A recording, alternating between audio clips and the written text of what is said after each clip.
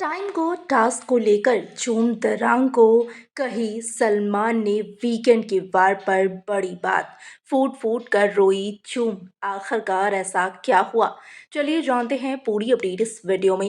अगर बात की जाए तो बिग बॉस सीजन 18 के इस वीकेंड के वार पर चूम दरांग का ब्रेकडाउन आपको देखने को मिलने वाला है। होता ये है कि यहाँ पर टाइम गॉड टास्क के दौरान बिग बॉस के गुस्से के बारे में सलमान चर्चा करते हैं, जहां सलमान कहते हैं कि बिग बॉस का गुस्सा लोगों को, यहाँ पर घर वालों को उनका इंटेंट नजर आ रहा था, लेकिन खुद की गलतियां नजर नहीं आ रही थी। अगर आपको किसी चीज का जिम्मा दिया जाता है, आपको कोई जिम्मेदारी सौंपी जाती है, आपको कोई ओहदा दिया जाता है, तो उस ओहदे के लिए आपको खड़ा होना पड़ता है। लेकिन चूं आपने जिस तरीके से हर टास्क में अपना परफॉर्मेंस दिया है, उस टास्क के कंपैरिजन में टाइम गॉड जैसे बड़े मौके में आपने जिस तरीके से भूल की, वो बिल्कुल भी एक्सपेक्टेड नहीं था।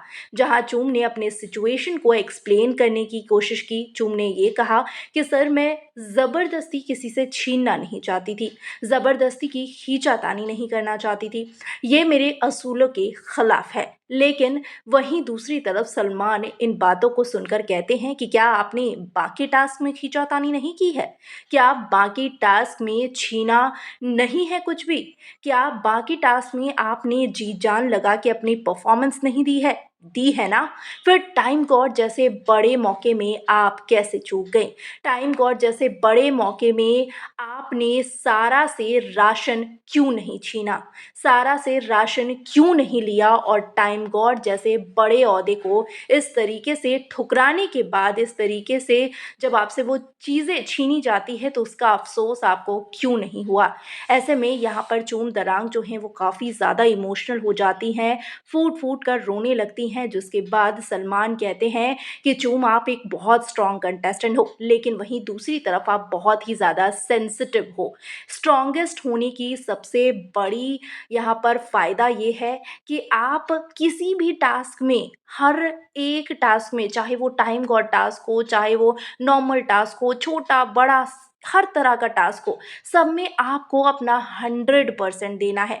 आप सिर्फ एक रीज़न देकर पीछे नहीं हट सकती हैं कि मैं छीना झपटी नहीं कर सकती थी, जो होना है होगा, मैं टाइम गॉड छीन लिया जाएगा तो ठीक है, कोई बात नहीं, ये चीज़ें आप नहीं कह सकती हैं।